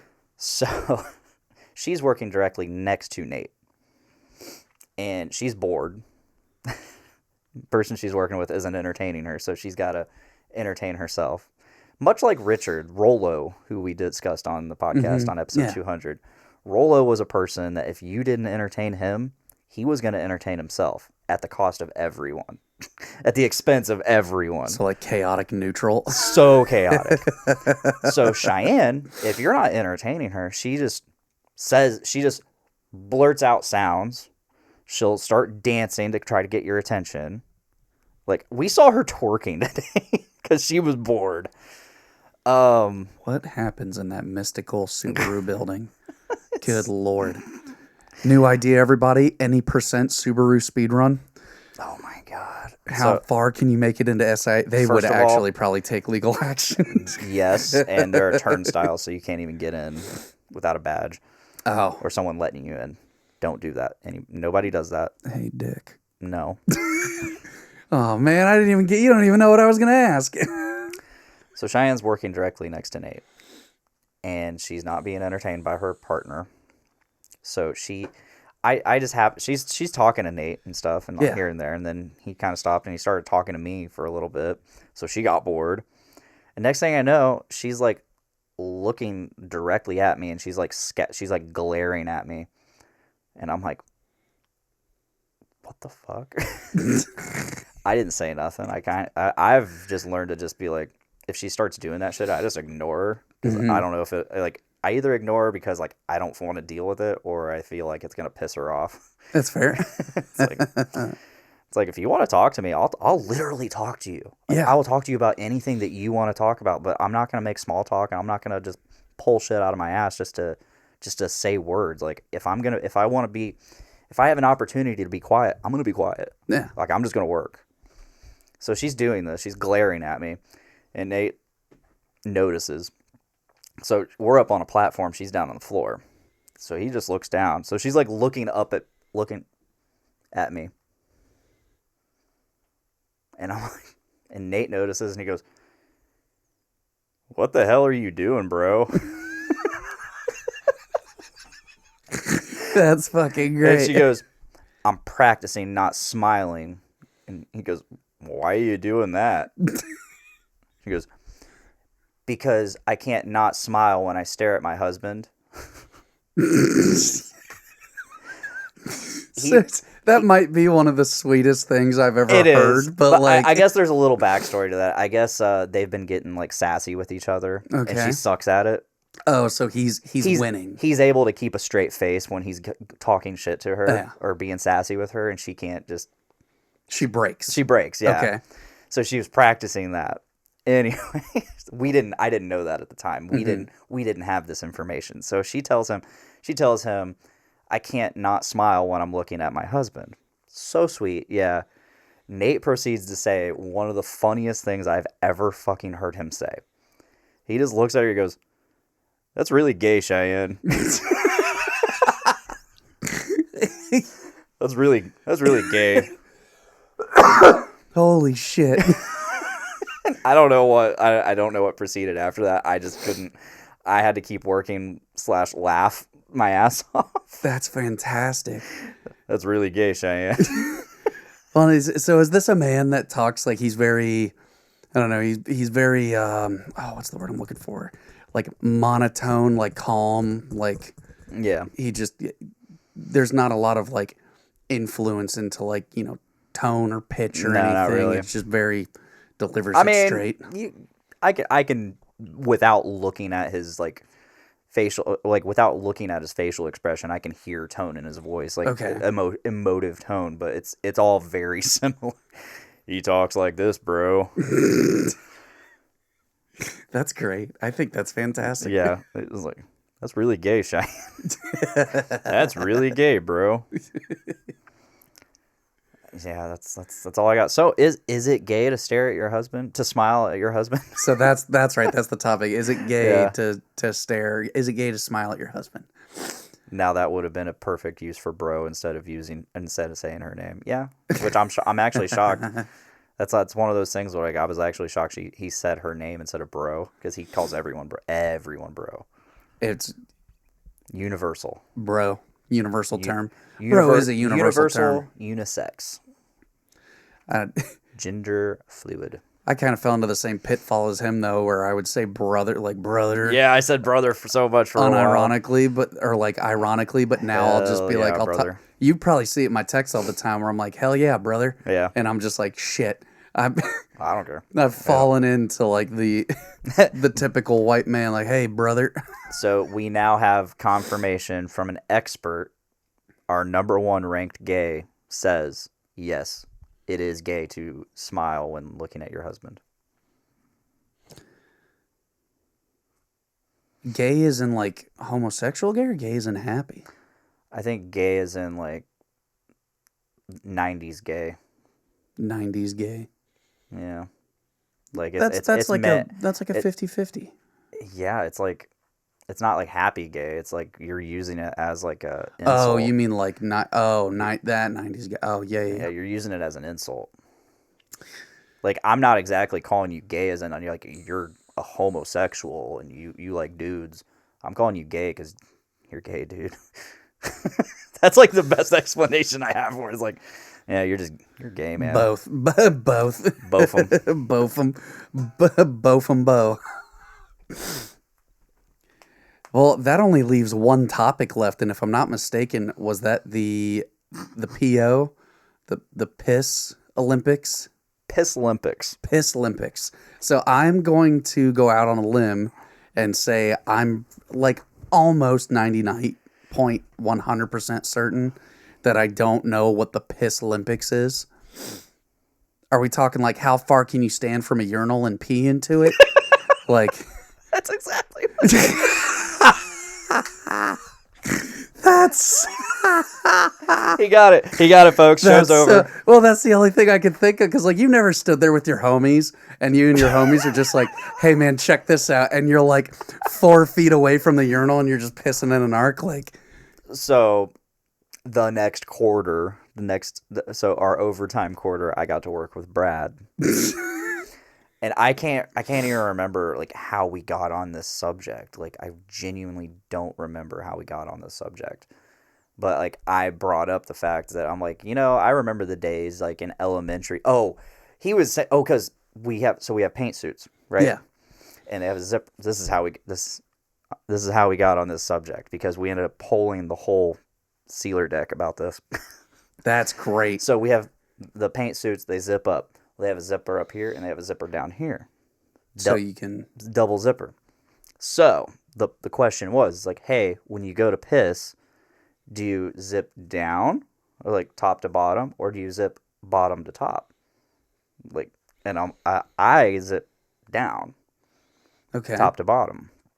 Well, 6 to 4. top to bottom. Because that just feels right. If it's zipped all the way up, it feels like you should zip it all the way down. I forget the bottom zipper's even there most of the time. I see what you're saying. There's a zipper on the top and a zipper on the bottom, and once it's zipped either way, you can just... Yeah. Okay, all right. So I guess 4 people zip from bottom to top to go pee.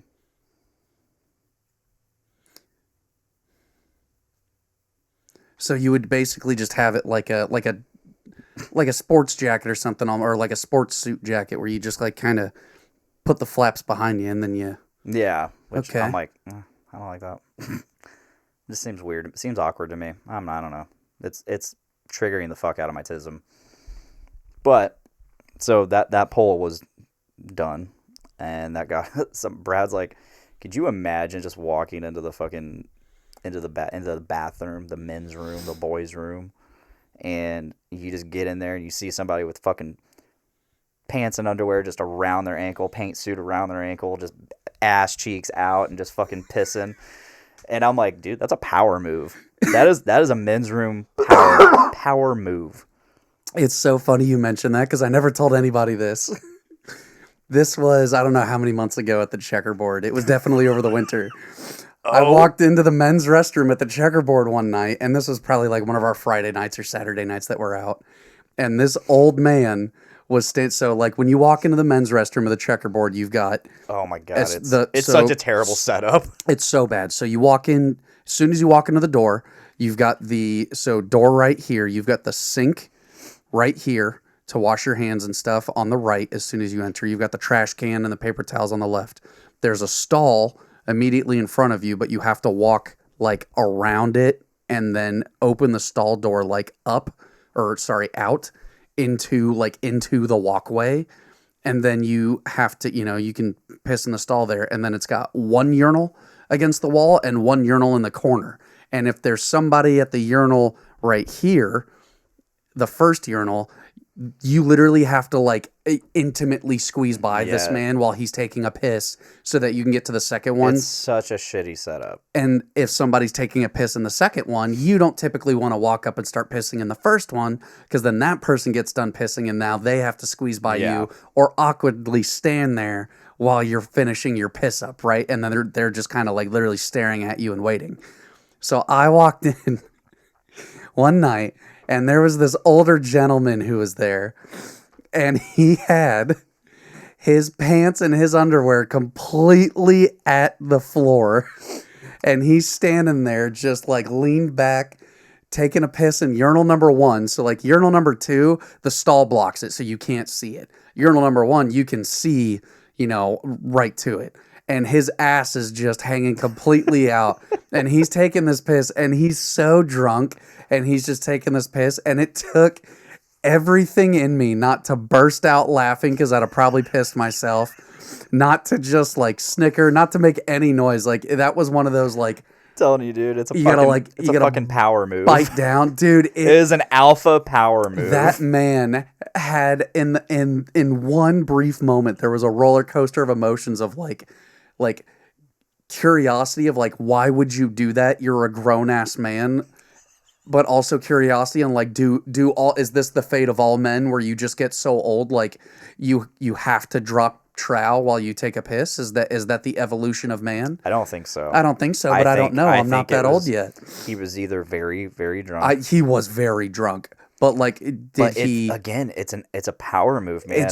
Did he do it on accident? Where like because like you typically as one man does, you go and you piss at a urinal, and usually you're like holding like your pants with one hand, and then you're holding your dick with the other, and you're taking a piss, right? Because you don't want your pants to fall down. Or you're holding your pants and you get your dick out and you just... Yeah, no, you just kind of like sit there with your dick out and you're just kind of taking a piss, right? Yeah, you're like leaning back or something. But like... I like to do though. Just maybe, you're stalwart, very stoic piss. Fist on the hip. Yeah, very stoic, manly piss. But I was statuesque. Is that what he's doing, or is he just too like? So did he have his pants in his hands, and then he's so drunk that he just like forgot and dropped them? So like, there's curiosity. There was like hilarity where I'm like, dude, that's the funniest fucking thing I've seen in so long. There was a little bit of disgust because not disgust, but just like I'm just like almost. What do you Sir, how dare you at pity? in the checkerboard bathroom? Like maybe pity, because I'm just like, I say disgust, but it's more like pity, because you're just like, pull yourself together, man. Like, what are you doing? But then it's just, is that just a power move where he's like, no one's gonna come by me if I have my ass hanging out, and I'm just like, good for you, pal. And so like I had to. It's asserting dominance, man. It was so funny though, because like I go and I start taking it. So I pissed in the stall because I'm not walking, but especially bare ass. I'm not going to squeeze by this man and brush up against his actual ass. Bo's like, that's pretty gay, Cheyenne. Well, anyway, so Brad brought that up, and I was like, yeah, dude, that's a power move. And he's like, I remember like being in like 3rd or 4th grade, just walking in the boys' room, and there's just kid at a urinal, like ass fully out, like just, Butters in South Park. Yeah, but Butters like does it like a cholo show where his like, arms are just up. Like, so I was like, dude, I remember like core childhood memory, fucking going in the boys' room and just like, because it was all like, we would literally, it was like, all right, bathroom time. Yeah. So we would all go as a class to the bathroom, and so we would just all be in the bathroom at once, and it's just like, how far can you stand from exactly. it? How far can you stand from the urinal like, and take a piss? I think we had like 4 or 5 urinals like next to each other. Like, yeah. All have like, you know, the shields or whatever, the vision shields, but we're like all like 5 feet back, like pissing. Yeah, and it's like, how far? And then like as you feel the stream die, you gotta like kind of run up to because you don't want to piss everywhere. And, it's just, and he just cracked up. He's like, you're just fucking pissing as hard as you can. And he's like, we got the fucking Pisslympics here. And I just died. Pisslympics. And I was like, oh yeah, we got categories like endurance, distance, power, accuracy. For the endurance one, it's so the accuracy. Accuracy is it's basically like one of those like carnival games. Yeah, that's literally what I was thinking. Can you hit the target? Where you hit the target and the horse goes up. And it's just a piss race. That's so good. It's a literal fucking pissing match. This is how we spent like the last 20 minutes of work today. No, that's so good. Talking Pisslympics. I just love that you're like the Pisslympics, and as a man, I'm like, there's only one thing that the Pisslympics could mean to me as a man. Dude, you fucking and it's nailed like, it. You just piss. How far can you piss in the urinal? You 100% nailed it. And I loved that. Was so that's so special to me that you fucking just nailed that right off the bat. Like I didn't have to say a fucking thing. You knew. Well, like as males, as the I just feel like that's idiots, ingrained in your DNA. As the idiots that the male species are, we're fucking stupid. We're just fucking. We're animals. Oh my God. We're animals at heart. Sometimes feral as hell. And it doesn't matter how intelligent we get or how civilized we become. No. We can revert back to that fucking animalistic bullshit. Yeah. At any point. Any given time. Any trigger. You get around the boys and you just become an idiot. Did you ever have the idiotic friend? One thing, though, that is not an excuse for any bullshit involving, like, being a piece of shit to people. Yeah. Don't be a piece of shit, which actually... Be responsible. Be a responsible idiot. This is the perfect segue into... So, did you ever have that friend of mine? His name was Charlie, growing up. And Charlie was a menace. He was a menace to society, to humanity, to the very fabric of the foundations of everything we've built. Charlie is what I would call chaos incarnate. Mm-hmm. He did everything for the bit. Like I remember one time, a lot of his bits involve piss too. Now that I'm thinking about it, but like there was one time somebody was like, you know, oh my God, I've got to pee really bad, but I can't pee on the bus. So he just like went to the back of the bus and took a piss on the back of the bus. But then every time the school bus would stop and go, the piss would just, so like kids are putting their feet up on the seat and stuff. And then of course the bus driver's like, what's going on? So Charlie, he always wore a white undershirt under anything he was wearing. And so he took off his shirt and then took his white undershirt off and then was trying to mop up all the piss as it would come back. Like this was Charlie. And he was the one that I knew to do this the most. Every fucking time. This was in middle school. Every fucking time you would go to the bathroom, you're like, I got to take a piss. And like I remember walking between classes with buddies, and you would all like stop at the bathroom because you're like, I gotta take a piss, and you'd have a buddy or two who's like, yeah, I gotta take a piss too, and then we'd all stop and be like, is Charlie in there? Because like you never know where Charlie's gonna be with his piss antics.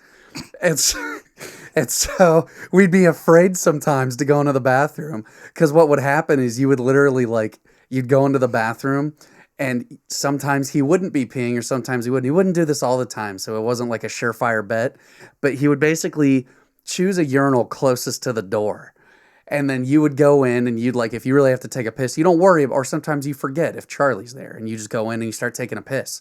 Well, I don't know how Charlie would do if he'd just pee for a long time, if he would wait, like just stand there and not actually pee until he had to.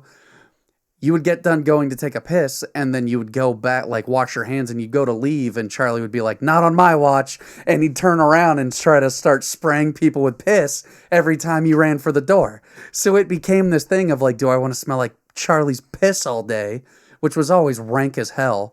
But it was like, he weaponized it, man. It was a weapon. So you would walk in and sometimes you would just walk through the door and Charlie would be like, ho ho, and just like start trying to like piss on people. And I'm like, Charlie, this is not what upstanding folk, what, you know, becoming people in society do. Is like, yeah, there are people who piss on each other, but not like that, man. Come on. And so it was just, there was a whole like 2 years because Charlie eventually moved. There was like all a 6th and 7th grade year where you're just this fear of Charlie, and it became this.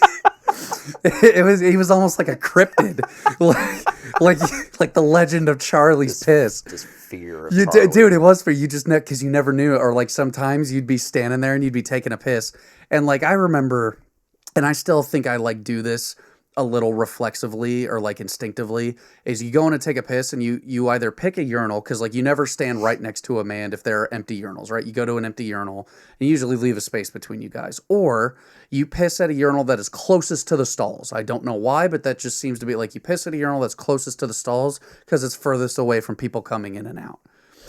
And so you would go and you would just like be pissing at the end of the row of urinals. And then somebody would walk in and there could be no one in there. And someone would walk in and they'd stand right next to you. And you could just feel these eyes on you. And you look over and there's Charlie. And he's just smiling. And you're like, it was like fear, immediate fear. Like your adrenaline would spike. Your cortisol goes through there. You're like, oh God, stress, fear. Like this is horrible. It was, if there's 3 urinals, I'm picking the middle one. That's a power move. That is a power move. That is a power move, my man.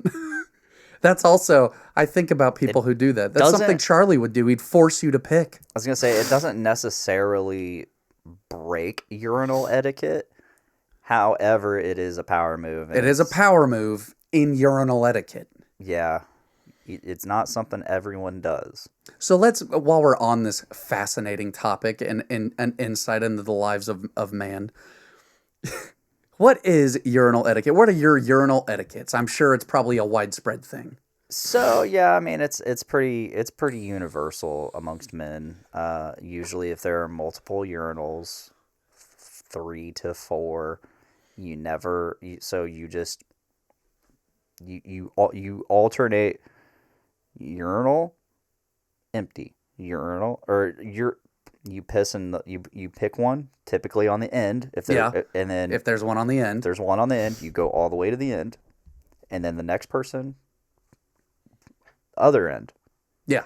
Okay. Other end. And then you just filter in, but there's always one urinal of separation between people. Yeah, like between men. If there's 2 people in there, you don't walk to like the urinal closest with one spaced out. You pick something a little further away. You never pick a urinal that is directly beside someone if you have the option. Yeah, if there is in fact a choice. If you have the option of a urinal that is not directly next to somebody, you go to that one.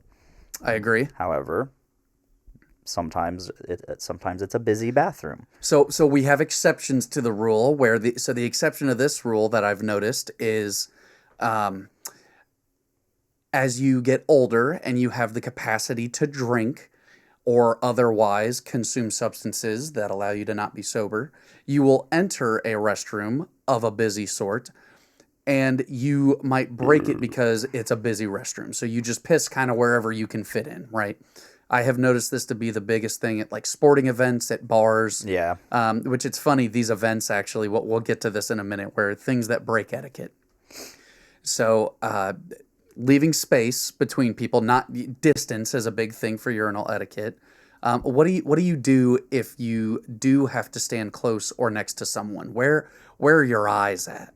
Oh, straight ahead. Straight ahead or straight down? Yeah. Like you're like eyes on your own work, super chief, or straight ahead at the fucking wall? Typically, just straight ahead for me. Now, sometimes I will do the, like every man does this, hello, obligatory train.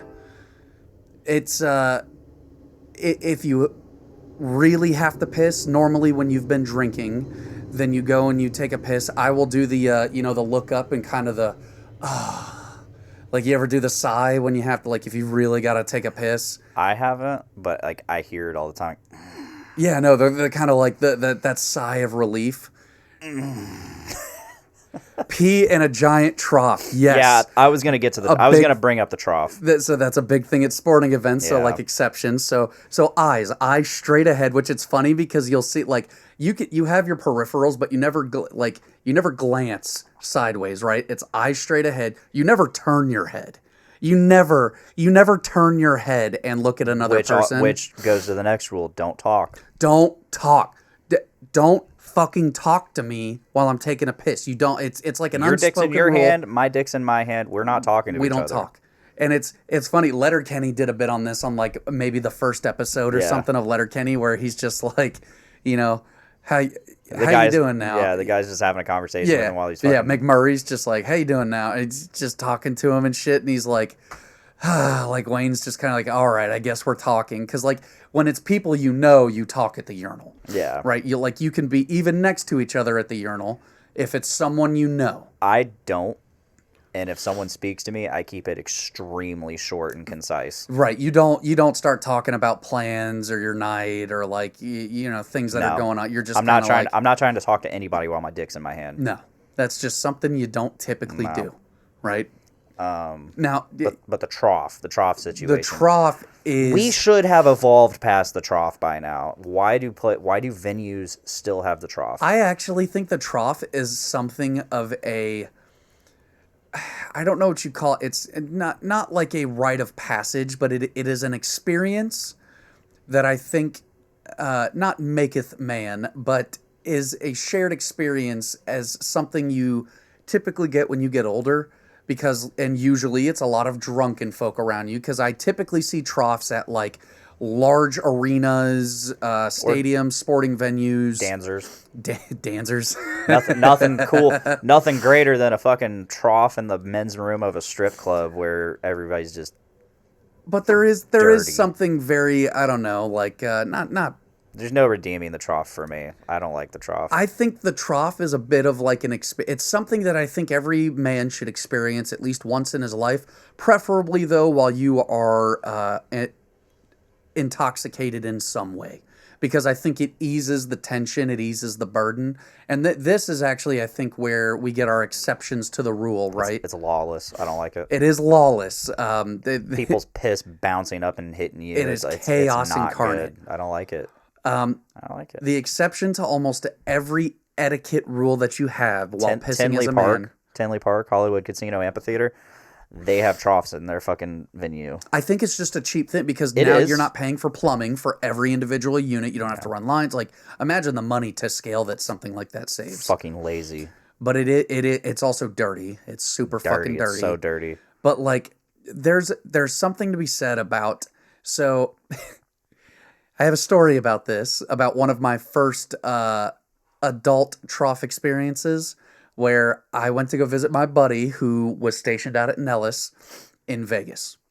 And I remember we went out to the Fremont Strip, one of the last nights I was there. And so you go out to the Fremont, and the Fremont is a lawless, like at each end of the Fremont are barricades, stone barricades, so that somebody can't just drive a car through there or some shit. But you have a metric fuck ton of police at one end and at the other. The two ways. Now you can enter from like you go through a casino and you can enter onto the Fremont, but there are no like typically like alleys or anything that lead into the Fremont. It is like businesses with entrances, and you have each end of the Fremont that you can go into. Yeah. And you corral all of the drunken people and the drug addicts into one area, and the police sit on the edge with occasional police walking and patrolling through. So at the Fremont here, it's a wasteland, the Fremont. I have to take a piss really bad, and I go into this bathroom, and I'm drunk. And when I say I'm drunk, I am like 12 ways to Wednesday, fuck to the wind. Like, I have left the building hours ago. I'm just plastered. Yeah. I'm pissed. And so I have to take a piss. I go into the bathroom, and it is just a giant trough. But above the trough, like you have to reach a little bit, but above the trough are cup holders for your alcohol. So people just, and I mean, I'm no exception to this rule, because you're so drunk you don't think about it. You kind of wander in with your alcohol, and you're like, oh, a cup holder. But then you're all at this communal trough. And it was the alcohol doing this. But for the first time, I was like, I'm going to break etiquette. Because I'm in Vegas, you know, fuck it, right? What happens in Vegas stays in Vegas. Apparently not, now that you're fucking telling it. This is 10 years later, so it's fine. I decided to not look around, but I'm just sitting there kind of looking down at my work, and I'm just like, all right, so how are we all doing, Super Chiefs? And the whole trough, the whole restroom immediately exploded in conversation of people being like, oh, I'm pretty fucked up. Like, I'm fucked up too. Like, oh, I'm having a blast. Like, oh, I'm down bad, actually. I'm losing a lot of money. Just every walk of life, every like top and bottom of conversation. I don't know. It was one of the most like wholesome. I was about to say that's wholesome. It is one of the most wholesome and just like communal experiences of my life, where for one beautiful moment, everybody forgot that you had the etiquette and it wasn't awkward, and you just have a bunch of drunken men from every walk, race, age, whatever. Mm-hmm. And you're all just sharing it's something of an intimate moment, right? Because your dick's in your hand. You're all taking a piss. Now, it didn't go much past, like everybody started erupting into laughter, and it just got, kind of, it was like, oh, well, all right, that was fun. And then we all leave. I love that for you, man. I don't know. That was one of my, now I've never had a good trough experience since. But that was my foray into the trough, and it just happened to happen at a like very beautiful moment in my life. So I don't think the trough is all that bad. It is unsanitary as all fucking hell. It is a menace to society, and we should have evolved past it. But I do think it has its place here and there. It's almost a what you make of the trough. Yeah. That is the only time, though, that I think it is acceptable to break etiquette is if you are intoxicated and or you are standing next to a friend, and then you can, because there is a Snapchat somewhere in the ether of T and I at the vault, and I'm taking a piss, and he walks in and he's taking a piss, and we're both blasted. And so I thought it'd be funny to where, we're both standing there, and I take my phone and I kind of do one of these, and I'm like, hey, what's up, everyone? And T looks at it and he's like, oh, hey. I love that. And I sent that out into the ether. Fuck yeah. That's awesome. That's out there. But it was just me and him, because it's a 2-urinal restroom. It was just me and him in the bathroom. And I was like, well, this seems like it would be funny. And this is appropriate. Sober me was like, not totally appropriate, but also no, that's like, it's perfectly it seemed fine. like it was okay play. It was a right time, right place to do it. No, that's cool. I love that. I absolutely love that. That's friendship right there. That it was a very another wholesome friendship. That is moment. A friendship moment at its best.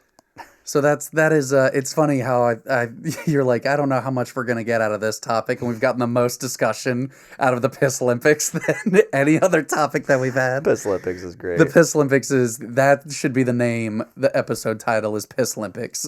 Pisslympics 2028. 2028, coming to a very inebriated town near you. So we're nearing the end here. We are nearing. I was just noticing that the Pisslympics really carried.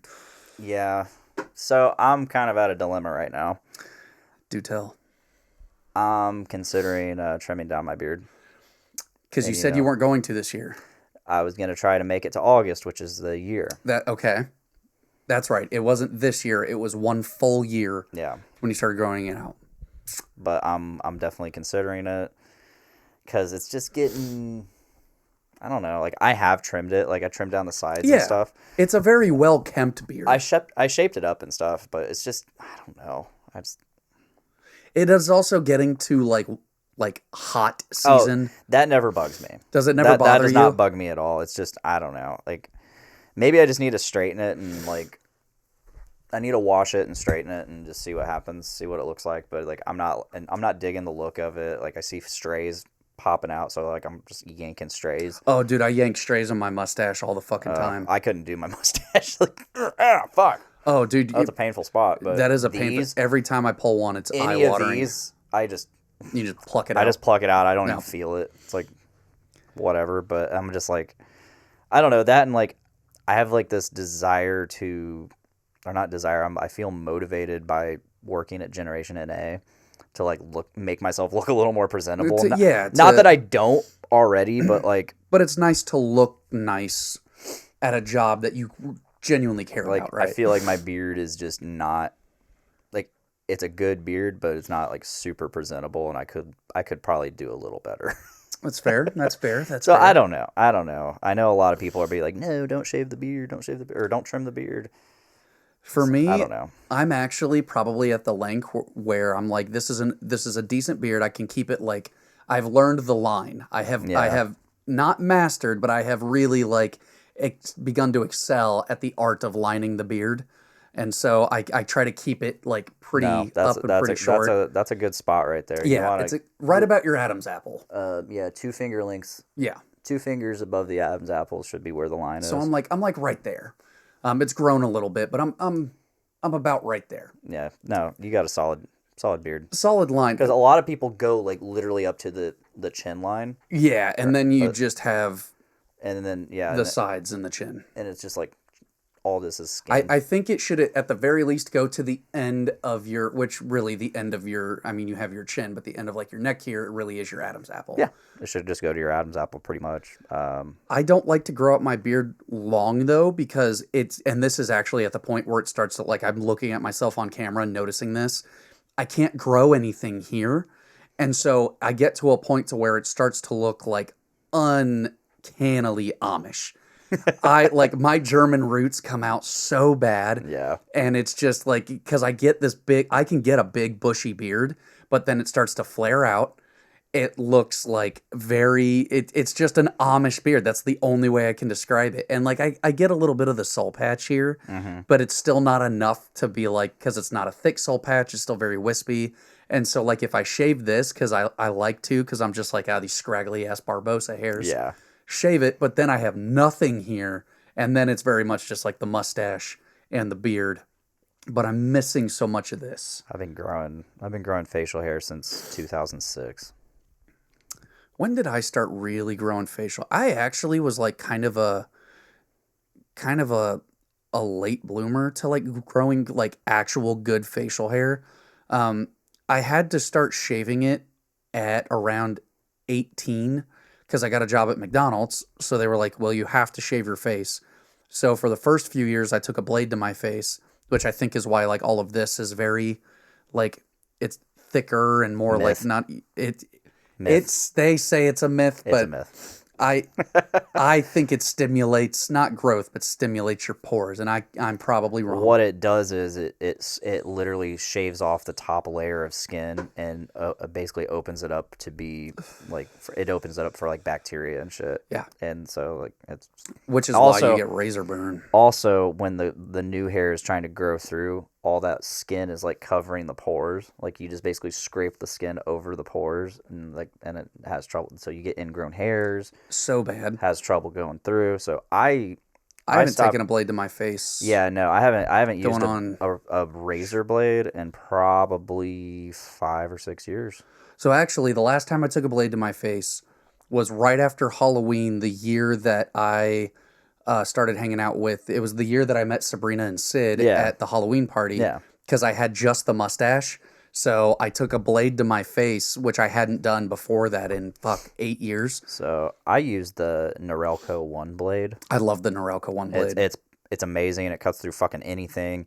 But it also gets really close without it being like razor close. It also, because it's got that guard on it, I find Yeah. I don't get razor burn when I use that because it's more of like a single blade than it is just like because they also, I didn't know, that's why you get such a better shave with like straight razors, straight blades, because it's one blade. Yeah. The more blades you have, the more irritation, the more damage you're doing. It's pinching the skin in between the blades and stuff. Yeah. So it's actually better for you to have a one. Now, those tend to be sharper, so people are like they're more dangerous. So and there's this myth that like I get more blades, I get a better shave. Not really. You just piss your face off. No, yeah. But yeah, I haven't taken a blade to my face in forever. I like to do no guard with trimmers, and I will trim it all the way down because I still like having the shadow. That's what you should do. Yeah, I still like having the shadow. That is the best thing for your best way to do it for your own skin and for your facial hair. And I've tried so much with it. There are just some people, it's a genealogy thing. There are some people who like it's just in your genes that you just don't grow hair. Yeah. You know, so like it's funny. I remember you've got a very nice full beard. I've always wanted this. I've always wanted like this I've always wanted my mustache to connect, and it'll never connect. It might if I were to really because like I'm at the point with my mustache now, you'll notice it does the classic like out and then straight down. Yeah. I've very much got like that Fu Manchu that starts to grow out, but it's also, this isn't like, it's kind of a handlebar. Like I think this would be the definition of a handlebar where it grows out and then straight down. It's handlebar mustache. So I've got that going for me, but I'm just, it's never going to happen. It's never going to actually connect. And it makes me sad. I've always wanted a nice full beard, which I think I have a nice, like, none of this is patchy. It's just not, by definition, full. Well, never say never. And find out next week on Podcastrophe if he ever will. I won't. Spoiler alert. In a whole week. In a whole week. I just come back with... Yeah. So next week, let's see. We should be on our normal day next week. We're recording on a Wednesday this week because there's a show tomorrow night that I'm going to go to. Yep. I don't want to miss that one because it's got to go support my boys and shoved into traffic. We're gonna aim back for Thursdays. Yep. Thursdays are gonna be our days going forward. If we notice that there is just like a lack of, like Thursday doesn't work for whatever reason, Wednesday is reserved as a fallback. But tonight was okay. I feel like Thursday is better because last Thursday we had a lot. We had a lot last Thursday. Tonight we had a little bit of engagement. It was still good. We didn't have our regulars though. No Tabby. We didn't have Kiera. Nope. This might be the first one that Kiera's missed. Yeah. I think so, since she started watching. I was gonna say I was kind of expecting her maybe around 7:00, and it never happened. So no. So yeah, we're gonna go ahead and close out here. Any final thoughts? Please practice your urinal etiquette. Yeah. Please, men. It's important. Males out there. It is important. It is important. It's what separates us from the savages. Yeah. Yeah. And those dirty Europeans. No. Okay, so thank you guys for listening, and thank you guys for watching. This has been another excellent fucking episode. 202 fucking episodes. We're on our way. We're on our way to 300. That's right. The mythical 2-year journey. I remember, it feels like it was just the other day that we were recording episode 200. And, now we're getting nostalgic, just like Journey into Comics. Yeah. It's like, man, it just feels like yesterday we were doing episode fucking 200, man. Now here we are at 202 in the books. Here we are at 202. Goddamn. All right. Again, thank you guys for listening. Check us out on YouTube. We're doing the Podcastrophe on YouTube exclusively. So, go there. Subscribe to our YouTube channel, Podcastrophe at YouTube. We're on Instagram. We're on Facebook. We're on Spotify and Apple Podcasts. Hit us up on whatever platform you wish, and you'll see us there in one way or another. It also helps us if you hit any like buttons, if you share it around, if you leave us a review, some 5 stars, some thumbs up, all the good stuff. It helps. And if you just overall just listen and you like what you hear, and you just come back and enjoy it with us. Like, we hang out here live on Facebook every Thursday, potentially Typically. Wednesdays sometimes.